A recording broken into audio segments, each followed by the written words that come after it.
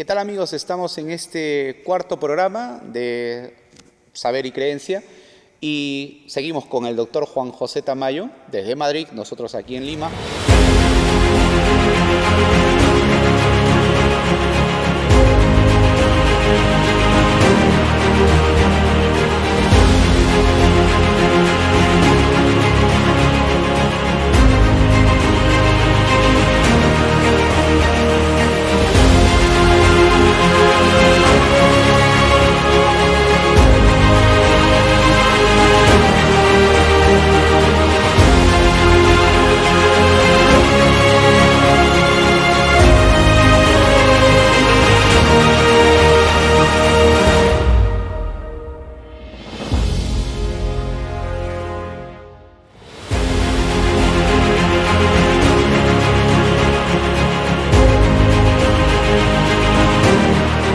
Muy bien, buenas tardes y espero que estén ustedes ahora preocupados por situaciones no solamente de la pandemia, sino también por el cese o el derrocamiento, no sé cómo lo llaman ustedes, de Vizcarra. Aquí estamos muy preocupados por ese tema, pero hoy vamos a hacer un paréntesis y vamos a tratar de este otro tema de Dios y el mal. No sé si es aplicable también a la situación de Perú actual. Sí, buenas tardes ahí, Juanjo, allá en Madrid. Y vamos a continuar. Sí es cierto que estamos con esta situación, crisis política. A veces se menciona el golpe que se ha dado aquí a nivel político, pero vamos a mirar adelante. Las cosas tienen que marchar. Confiamos también en esta situación de que se puede encontrar caminos de diálogo, de sabiduría y de prudencia para sacar adelante el país. Bien, vamos a retomar nuestro diálogo sobre el mal. Estábamos viendo la última vez esta situación del mal. Y antes de escucharte quería yo mencionar, como hemos hablado del libro de Job, cuando Job ya comienza a hablar, ¿no? Comienza a hablar a partir del capítulo 3. Capítulo 3, Job abre la boca y entonces maldijo su día diciendo: muera el día en que nací, la noche que dijo, han concebido un varón, que ese día se vuelva tinieblas, que Dios desde lo alto se desentienda de él, que sobre él no brille la luz, que lo reclamen las tinieblas y las sombras, que la niebla se pose sobre él, que un eclipse lo aterrorice, que se apodere de esa noche la oscuridad, que no se sume a los días del año. Entonces, esta es el momento o la escena en la cual tenemos que quitar la idea de un paciente Job, ¿no? Job no es paciente para nada. Job aquí en el capítulo 3 comienza a gritar, que también podemos entender que es una forma de orar o hablar a Dios, pero desde el sufrimiento. Entonces, vamos a continuar y quería justamente retomar esas frases que decías la última vez. Que claro, en el ambiente filosófico es estas frases que también son retomadas ahora en las reflexiones teológicas que se hacen sobre el tema del mal y Dios, ¿no? Si existe el mal, entonces existe Dios. Si Dios existe, ¿por qué el mal? Ahora, o bien Dios quiere evitar el mal y no puede, entonces no es omnipotente, ¿no? O quiere, ¿no? O puede evitar el mal y no lo hace. Entonces esto se va con la frase del Evangelio de Juan, ya en la literatura cristiana, que resume a Dios diciendo: Dios es amor, ¿no? Dios no es bondadoso. Ahora, si podríamos decir que él quisiera pero no pudiera, ¿no? La pregunta está entonces, ¿de qué sirve un Dios o una imagen de Dios ante la situación del mal que solamente contempla esa realidad? Bien, bienvenido Juanjo, y ahora te dejo la palabra para poder seguir hablando de este tema del misterio del mal. Muy bien, muchas gracias por esta excelente introducción. Además, creo que sintoniza plenamente la pregunta que plantea Job con el análisis y la reflexión que hace el gran escritor judío que se libró de Auschwitz, Elie Wiesel, cuando dice que blasfemar a Dios, preguntar a Dios, insultar a Dios, no es ninguna manifestación de ateísmo, de increencia, sino todo lo contrario, de un refuerzo y una ratificación de la creencia.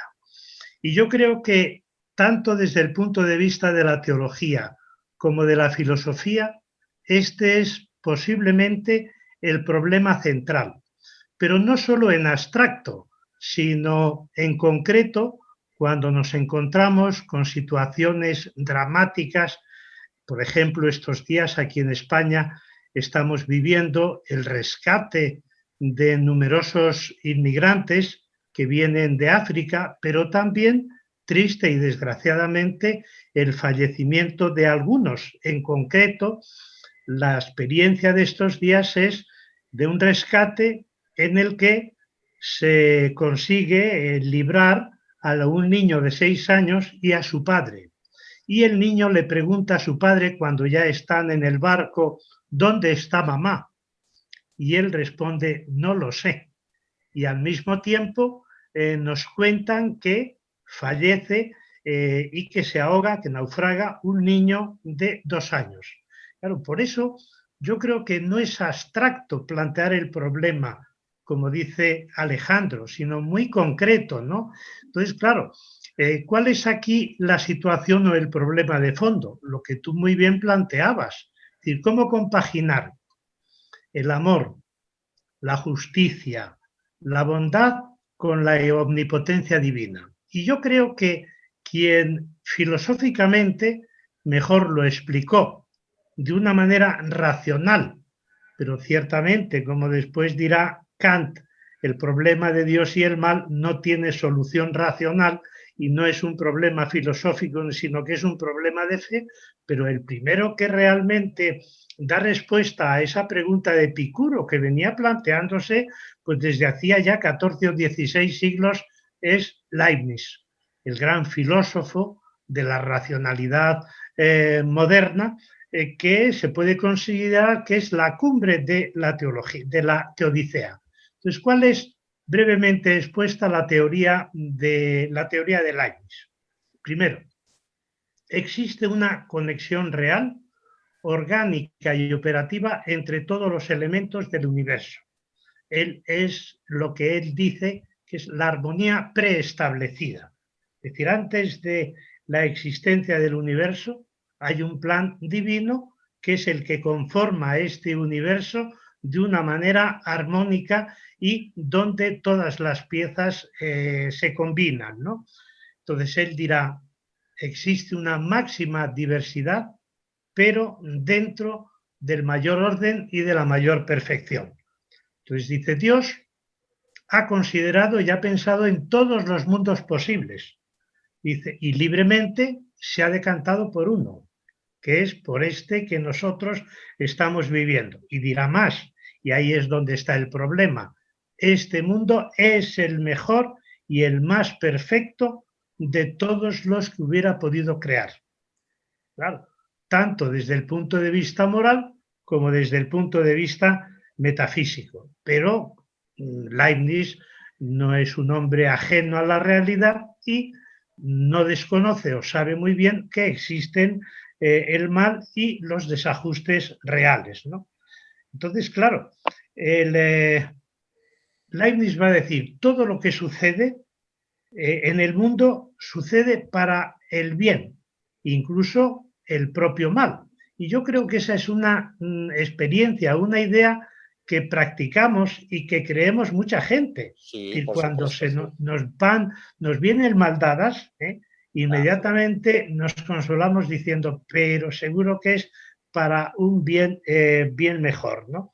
Claro. Entonces, claro, Ahora, ese es sí, Juanjo, bueno, la clásica respuesta que, aunque no sabemos esa reflexión, tú la has mencionado que en la historia de la filosofía tiene un autor, tiene su origen en el pensamiento, en la reflexión de Leibniz, pero sin embargo está en los labios de la persona que quiere consolar a otra, ¿no? Es decir, bueno, pues si te está sucediendo, estás sufriendo o te sucede una desgracia, pues mira, será para bien, porque esto, o decimos, te fortalece o, digamos, o está dentro de un proyecto, ¿no? Mayor cosa, o sea, cosas más grandes te van a suceder. Es decir, esto tiene un fin pedagógico, o sea, ¿no? Es un fin pedagógico. Por algo te claro, está pasando esto, ¿no? Porque algo Dios tiene proyectado algo por ti, ¿no? Siempre metemos el tema de Dios, pero lo tenemos dentro de la respuesta que damos normalmente, ¿no? Tratando de consolar, ¿no? Tratando de consolar. y en cierta medida es verdad, porque eso es lo que nos mantiene la esperanza.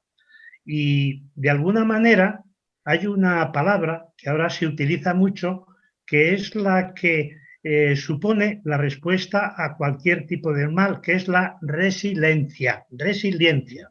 Claro. Es decir, lo que tú estás diciendo ahora, el mal que me puede pasar a mí esta noche o la desgracia que puedo tener mañana, puede ser que me haga más fuerte, más resistente al sufrimiento y al mal y que sea resiliente, es decir, que salga reforzado de esa situación que inicialmente parece que no tiene ninguna salida, ¿no? Entonces, claro, el Leibniz va a decir, la armonía del universo es una prueba o una de las principales pruebas de la existencia de Dios. Y ya lo decía Tomás de Aquino, ¿no? De aquí no, por supuesto. El orden del universo es uno de los argumentos para demostrar la existencia de Dios, ¿no? Pero claro, llega el momento del mal. Vamos a ver cómo se compagina esta situación ideal, esta construcción racional perfecta desde el punto de vista de la argumentación lógica, cómo se compagina con la existencia del mal, ¿no? Y entonces, claro, pues el Leibniz dice, miren, voy a distinguir tres tipos de mal. El mal físico, el mal metafísico y el mal moral. Fíjense cómo va resolviendo estas posibles objeciones. Luego, claro, después de Leibniz, pues otros muchos hemos intentado cuestionarle, ¿no? Pero dice, el mal metafísico es la imperfección del ser humano. El Así ser es. humano es limitado, es contingente, el ser humano es finito, Finito. es imperfecto. Dice, ¿y por qué? Pues sencillamente, porque si no lo fuera sería Dios. Claro. Fíjense qué argumento más coherente, ¿no? Es Así es. decir, Sí, sí. La eh, diferencia entre creador y criatura claro, radica lo que después, claro, en algún, bueno, un amigo nuestro que también es, ¿no? Un teólogo español dirá también, ¿no? No existe una creación perfecta. La claro, diferencia entre el creador y la criatura, casualmente para nosotros es un mal, porque es la finitud, ¿no? En algún momento la muerte es parte de la vida, tenemos que desaparecer, dejar de existir, ¿no? La enfermedad, ¿no? Y que no puedo estar en dos sitios al mismo tiempo. La limitación claro. normal, ¿no? Entonces, qué interesante, porque vamos entendiendo que hay un mal metafísico, es parte de la creación, parte de la existencia que diferencia entre el creador y la criatura. Inevitable, mal inevitable, ¿no? Claro, tú mismo eres muy consciente, como un gran biblista, que eres maestro en estos grandes temas, 10 o 15 años estudiando, investigando como estudiante, claro, después como profesor mucho más, pues recuerdas perfectamente la afirmación bíblica de la creación del ser humano, ¿no? Y que dice Génesis 1, 26, 28, y Dios creó al ser humano y lo creó hombre y mujer, a su imagen y semejanza lo creó, pero no dice lo crea como como Dios, que es realmente lo que tendría que suceder, ¿no? Sino que es imagen y semejanza, pero en ningún caso identidad. Por eso, uno de los pecados más graves de las tres religiones monoteístas es la idolatría, ¿no? O, en el caso del Islam, la asociación. Por tanto, fijaos o fíjense cómo resuelve el problema del mal metafísico Leibniz. Es decir, no, Dios no tiene nada que ver, no tiene ninguna responsabilidad en esta situación. ¿Por qué? Pues sencillamente porque la criatura no puede convertirse en creador. Segundo mal, el mal físico, que son los sufrimientos humanos, los atentados que los seres humanos se infieren unos contra otros, ¿no? Y claro, la pregunta de Leibniz es ¿por qué suceden los males físicos o el mal físico? ¿Por qué suceden los sufrimientos? Y dice, pues mire, se han dado múltiples respuestas. Primero, castigo por el pecado. Segundo, que no es incorrecto, son parte del orden, que era lo que decíamos al principio, ¿no?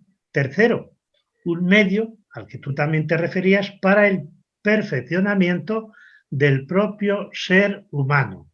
Mucha gente, después de sufrir terribles dramas, dice, he salido mejor de ellos, ¿no? ¿Cuál es la aspiración o el deseo que tenemos ahora cuando salgamos, ojalá salgamos pronto, de la pandemia y del confinamiento? Salir mejores. Eso es lo que todos queremos, que posiblemente no va a ser así, pero tenemos esa esperanza y ese deseo, ¿no? Y luego, pues como dice Leibniz, el mal tiene como objetivo quizás conseguir un fin bueno. Tercer mal, el mal moral, que es el pecado, ¿no? Que está presente en todas las religiones y en todas las filosofías morales, aunque no se le llame pecado.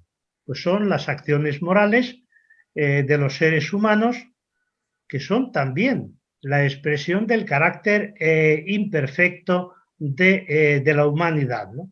Entonces, claro, Dios no lo quiere, pero dice, Él permite para respetar la libertad humana. El libre albedrío.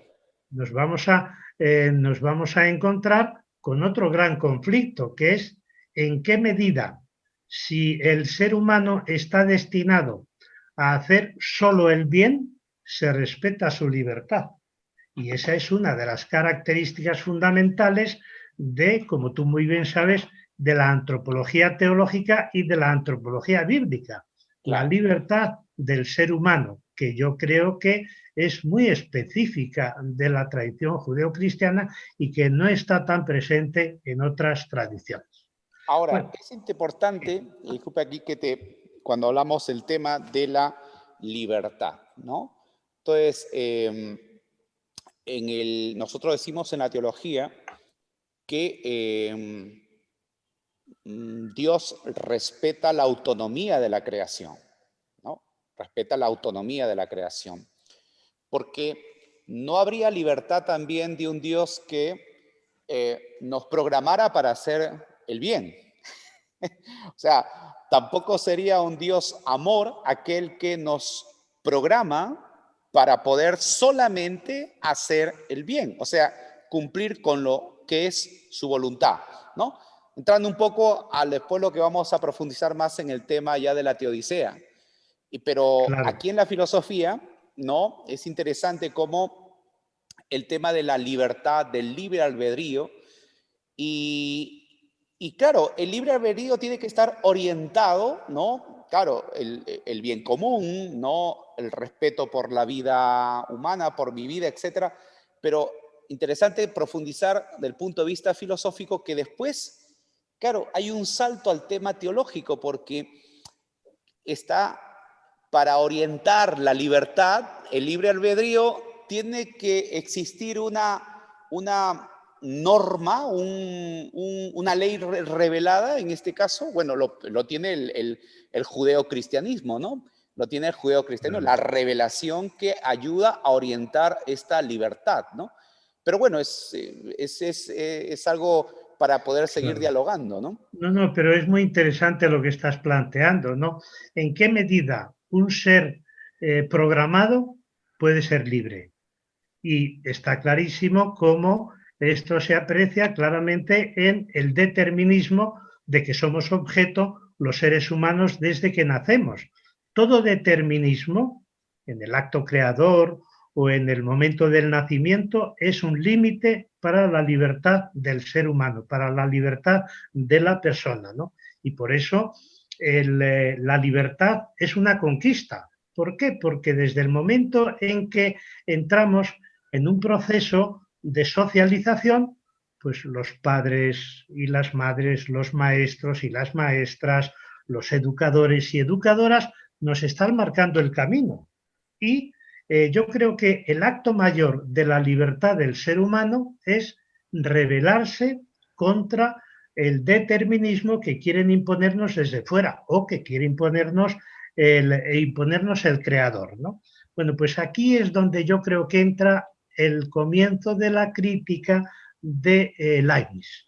Y tenemos una figura que para mí es espectacular dentro del pensamiento europeo, que es Voltaire. Voltaire, el gran filósofo francés, pues es un tipo extraordinariamente interesante en este tema, porque durante mucho tiempo, hasta el año 1755, que tiene lugar la destrucción de Lisboa, el terremoto de Lisboa, hasta ese momento era un leibniziano, ¿no? Y se ve claramente en una novelita que le recomiendo porque se lee en 2 o 3 tardes y además es muy amena, con mucho sentido del humor, que se llama Cándido.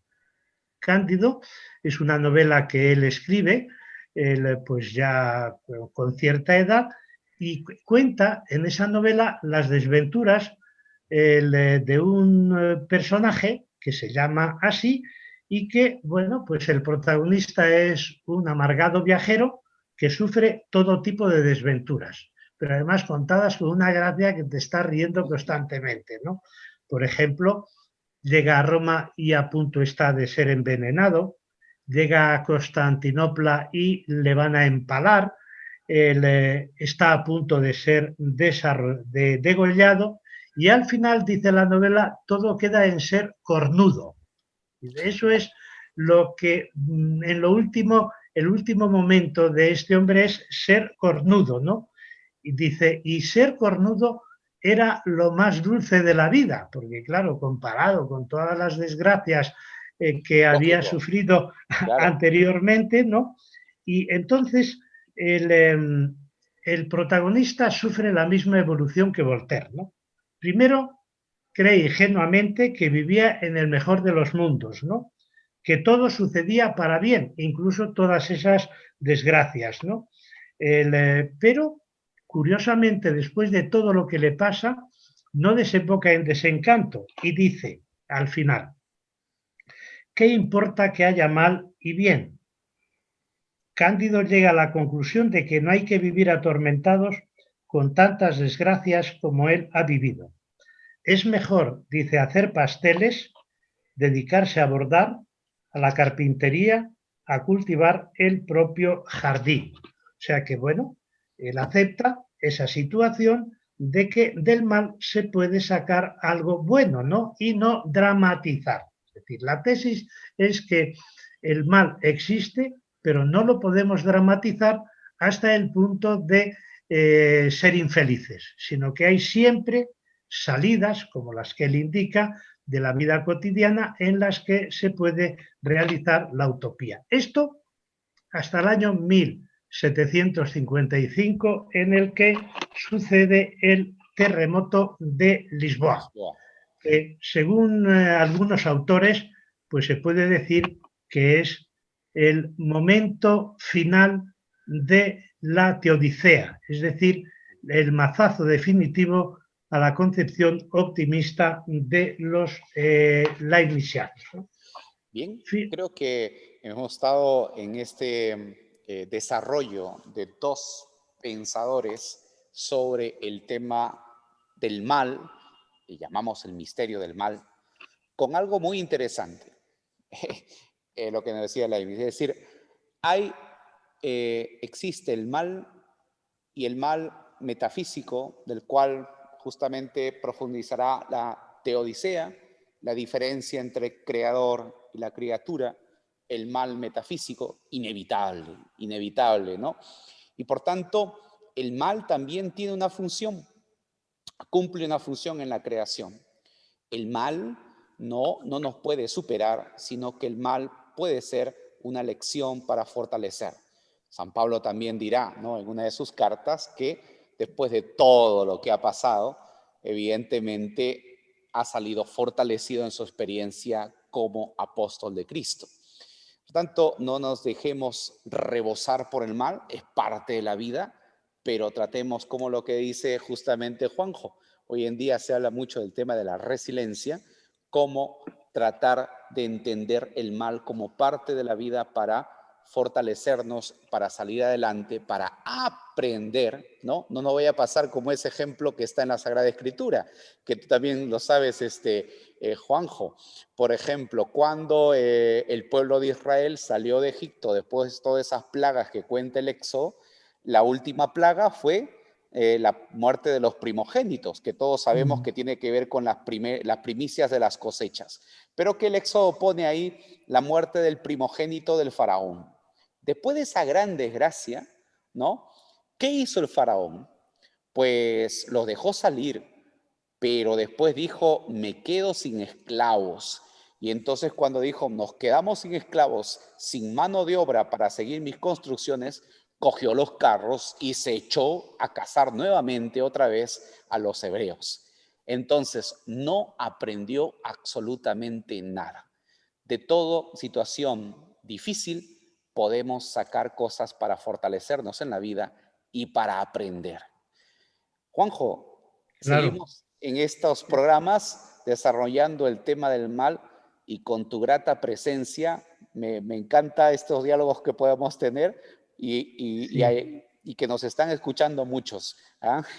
Y es que, fíjate tú, has hecho una reflexión interesantísima sobre el momento previo al Éxodo, ¿no? ¿Con quién se alían los poderosos? Con todos aquellos que se convierten en opresores. ¿Y qué es lo que busca el poderoso? Anular la libertad del ser humano. Y claro, dicen, no, si es que yo anulo la libertad del ser humano para que sean felices. Y claro, dices, ¿cómo pueden ser felices los hebreos estando sometidos a esa sumisión y a esa dependencia, ¿no?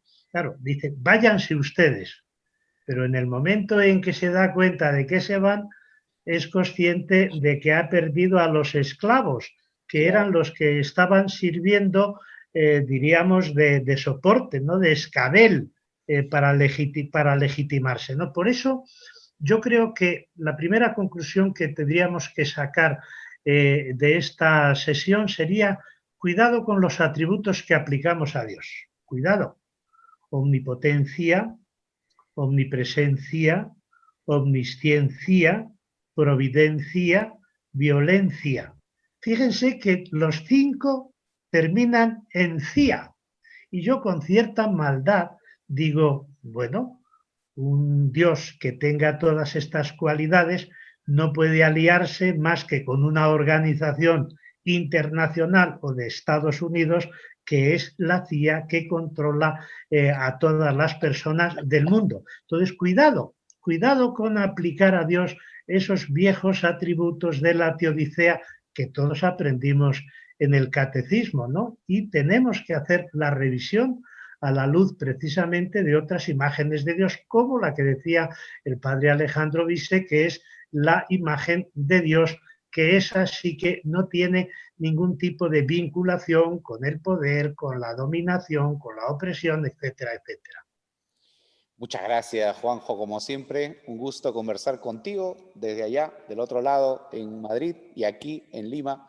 Y bueno, esperando que las situaciones, las aguas se calmen, difícil aquí la situación política, pero bueno, con esa esperanza de que nuestro pueblo también de estas situaciones, como de tantas, ¿no?